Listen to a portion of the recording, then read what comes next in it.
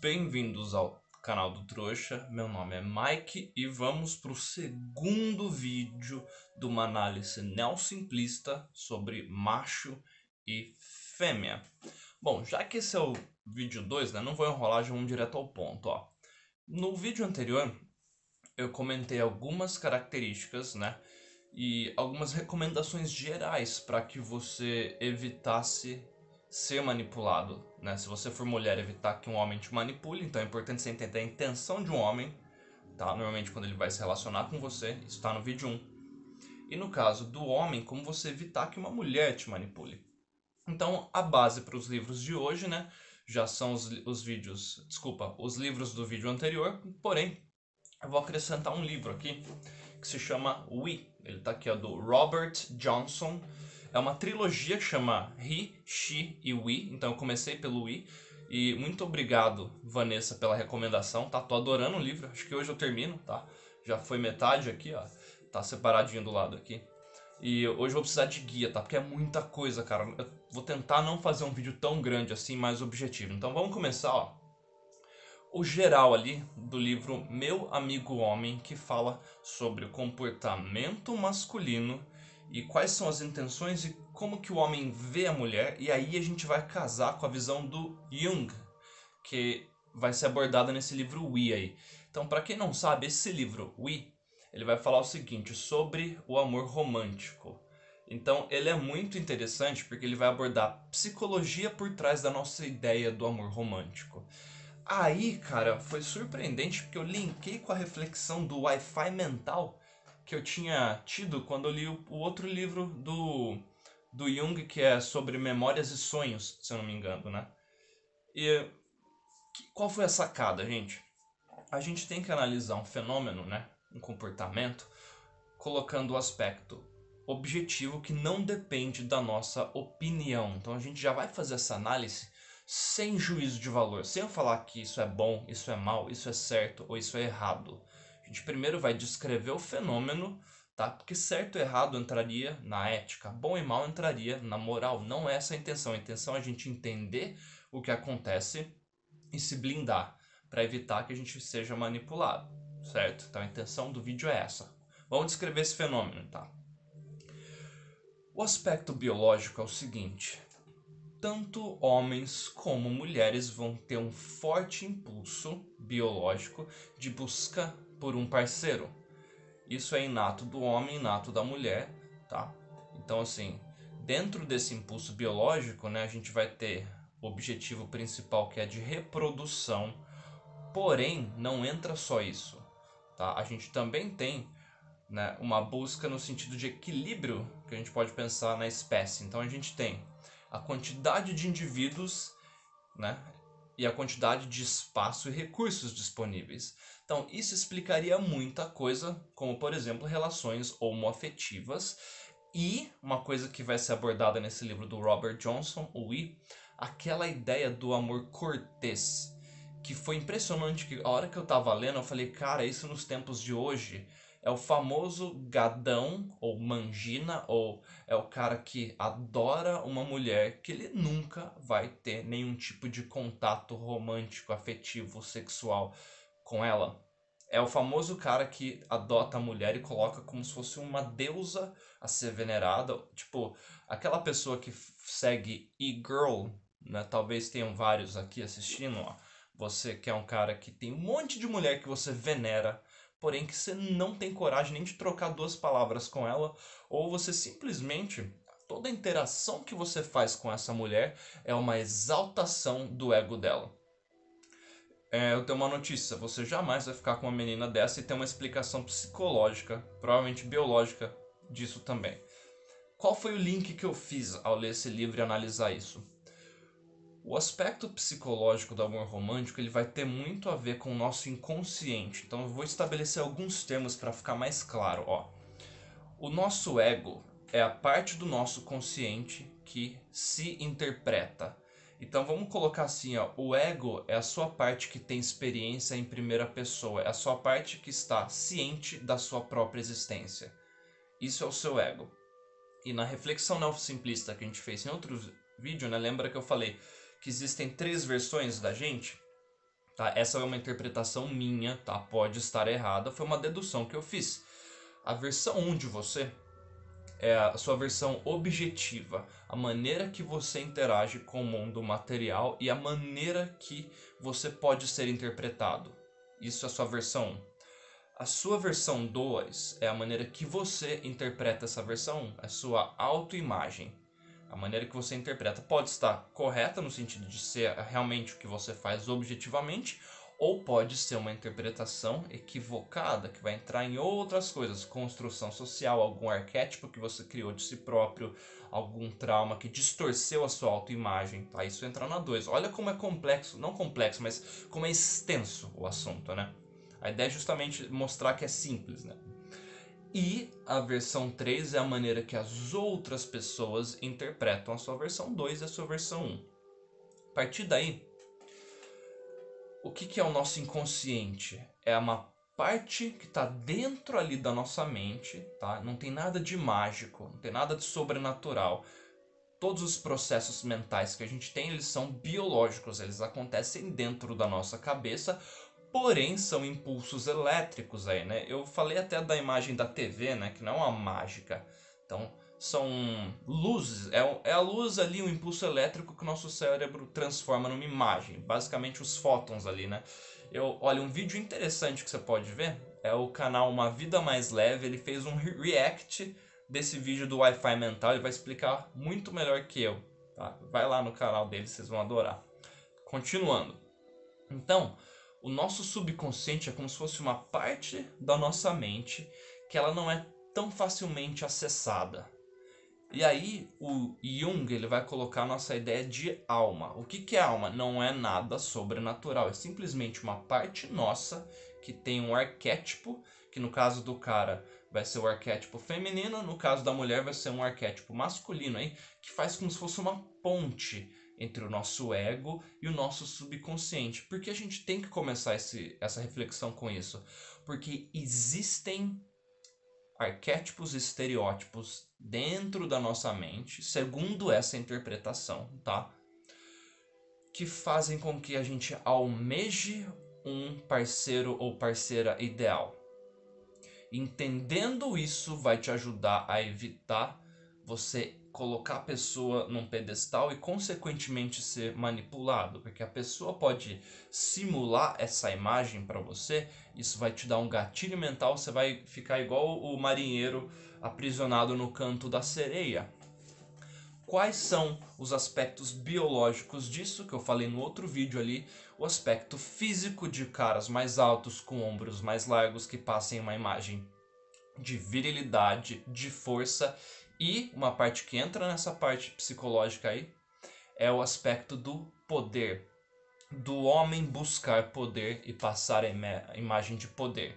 Isso linka com o biológico de ser um bom provedor.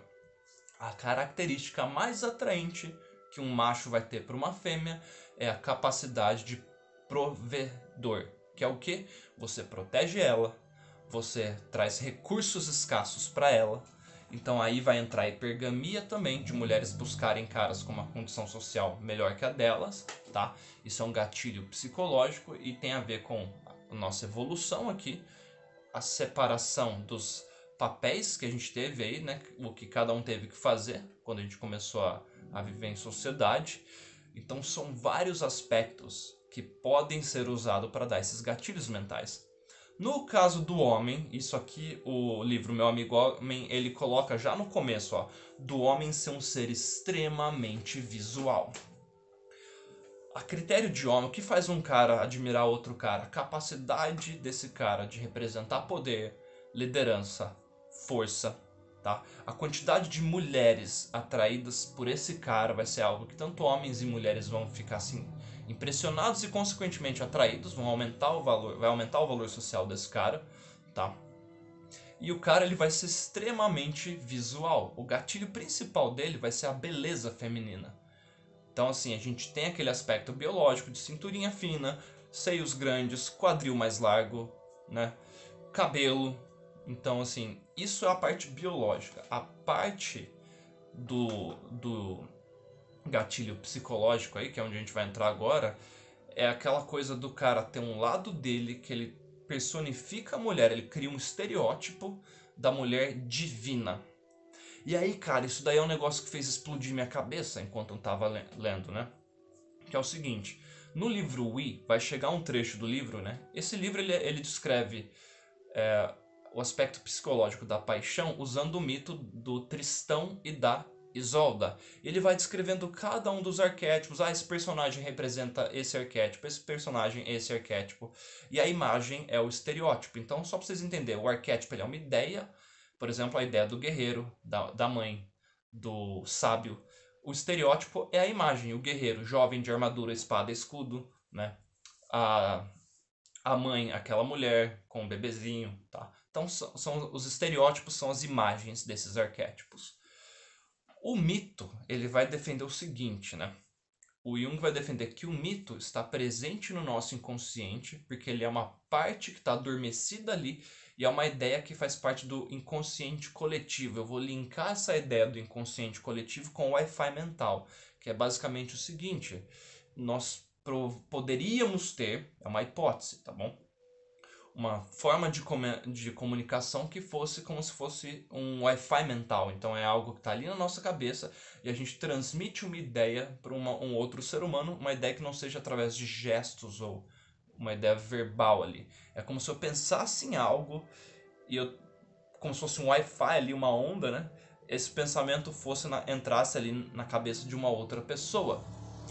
Em termos de espécie, eu fiquei pensando bastante. E eu pensei no seguinte, ó. Faz todo sentido, cara. Faz todo sentido. Imagina um gato. O gato nunca teve contato com o predador. Você nunca ensinou o gatinho a fazer nada. Você pega o gatinho pequenininho, coloca na caixinha de areia. Ele vai fazer o cocô dele, vai fazer um buraquinho e enterrar. Sem nunca ter sido ensinado isso.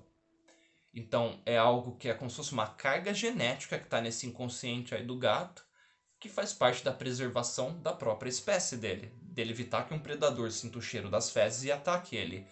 E se nós humanos tivemos a mesma capacidade? Então existem ideias que estão dentro da gente, que é o que ele vai abordar nesse livro, que aí vem os mitos, a religião e idealizações, que aí a gente vai entrar no amor romântico. E é o seguinte, gente, faz todo sentido, ó. O amor romântico, ele vem do amor cortês, tá? No livro ele explica bonitinho que é basicamente o seguinte, é aquela ideia de um amor puro, divino, que não tem contato sexual, contato carnal. Então começa com aquela coisa do cara cortejar o cavalheiro de armadura, que já tem uma carga emocional ali do cara ser um bom lutador.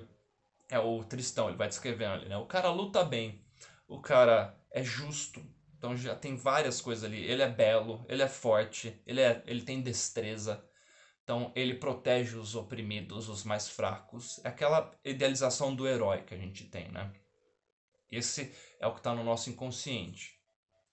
E a mulher, ela tem a coisa daquela beleza do lado místico, dela ter um contato mais próximo com o mágico, com o místico, dela ser pura, imaculada. Aí entra um paradoxo na cabeça do homem que vai ter até ser abordado no livro O Meu Amigo Homem. Você tá vendo que eu tô transitando entre os livros ali, né? Que é basicamente o cara que é uma mulher pura, santa perante a sociedade, que ele vai ter ciúmes de ficar com uma mulher que outro cara já teve relação com ela, teve contato sexual com ela, mas na cama ele quer que a mulher seja um furacão, então ele quer a virgem que seja boa de cama. E a mulher, ela vai ter o seguinte paradoxo, ela quer o cara que representa poder, que seja um cara que saiba tomar decisões, né? Que não seja controlador, mas que ao mesmo tempo tenha um lado sensível que a compreenda, que às vezes nem ela mesma se compreende, mas ela quer um cara que tem essa habilidade, né? Então assim, é como se fosse aquele cara que a gente vê no filme romântico, que é o cara que leva flores, que venera ela, mas que é forte, que toma as decisões. Na vida real, o que acontece? Se o cara ele é muito romântico, muito sensível, ou seja, ele venera ela demais, e não é culpa de nenhum dos gêneros isso daí, né? É um negócio que acontece. A menina perde a atração pelo cara. É o que acontece quando o cavalheiro ali está venerando a sua dama, e essa veneração tem uma raiz no amor romântico, que é esse bando de escravoceta venerando mulher na internet. É o cara que dá 200 mil likes nas fotos da menina. Sabe quando você entra no Instagram, no Facebook, tem lá aquela... É o cara que tudo que a menina comenta, ela postou uma foto ali do pé, ai meu Deus, não vende o pack do pé. Ele passa a vida inteira dele venerando a mulher. Essa mulher não vai sentir atração por você, cara, se você faz isso. E no caso das mulheres, o que elas fazem ali? É aquela menina que provoca o cara, ela mostra a sensualidade dela. Então lá, o cara já é pego pelo gatilho visual ali. Porém, essa menina não tem contato com esse cara. Então assim, ó, o primeiro gatilho que você pode evitar para não ser manipulado é: não seja e não tente ser o príncipe encantado. Não tente ser o Tristão, o Lancelot, o cavaleiro de armadura que vai salvar a donzela em perigo.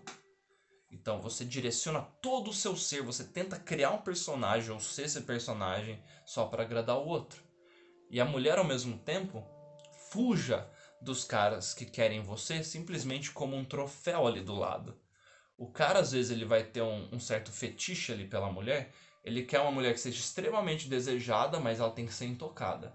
Então, se ele souber que alguém que ele conhece já teve algum tipo de relação com essa mulher ali, já namorou, já transou com ela, ele já vai ficar ali todo bugado. A ideia dele imaginar um outro cara tendo relação com essa mulher já vai ser extremamente perturbador para esse cara. E com isso, a gente já destrói certas interações, porque a gente já meio que se sabota. É aquela coisa de o cara quer ficar sabendo com quantos homens a menina já teve ali na vida dela, e aí vai ter os amigos que essa menina vai ter que provavelmente tem interesse nela, e o cara vai morrer de ciúme disso. Então é isso, eu já vou pro outro livro aqui, com o Nessahan ali, tá? Ele comenta bastante disso, que a mulher, ela sabe que os amigos dela têm vontade de ficar com ela, e ela se faz de ingênua. Isso é uma técnica de manipulação feminina muito comum. Então o namorado fala: nossa, você sabe que esse cara quer te pegar. Ai não, ele é meu amigo. Isso está no inconsciente. A mulher sente às vezes, não todas, mas existe mulheres que sentem um prazer gigantesco em ser venerada. E tem uma lista de homens venerando elas. Por mais que ela tenha repulsa pelo cara, se o cara dá um like numa foto dela, comenta linda, não sei o que, o ego dela dá um... Entendeu? Então, o cara vai passar a vida inteira venerando uma mulher que ele nunca vai ficar. Isso é extremamente comum. Por mais que a mulher odeie o assédio no sentido de algo invasivo, existe um lado dela que deseja ser venerada. Uma vez que você entende esse mecanismo, homem, você vai parar de ficar venerando mulher. Aliás, não por ser uma mulher, mas você vai parar de venerar qualquer ser humano. Isso que eu estou descrevendo aqui, ó, é um tipo de escravidão biológica que a gente tem, de adaptabilidade, e são coisas que acontecem na nossa cabeça que explicam por que a gente age da maneira que a gente age, por que a gente quer o que a gente quer. No final das contas, o homem e a mulher ele quer a mesma coisa: buscar o melhor recurso escasso para potencializar sua própria existência como indivíduo ou como espécie. Então, pensando em termos evolutivos, faz todo sentido que tem uma legião de homens que veneram mulheres que eles nunca vão ter contato. O que acontece pensando em termos evolutivos, né? O cara não vai se reproduzir. Equilibrou a espécie. Os caras que costumam manipular as mulheres são aqueles caras que têm muito poder e o cara vai ter uma fila de mulher no pé dele. Então, consequentemente, ele simplesmente vê uma mulher como mais uma dos objetos de poder dele. Então, sabe aquele estereótipo do político, do homem de negócio bem-sucedido com a modelo bonitona do lado? E normalmente uns 20 anos mais velho, o cara de 40 com a modelo de 20, por exemplo, é justamente um símbolo de poder.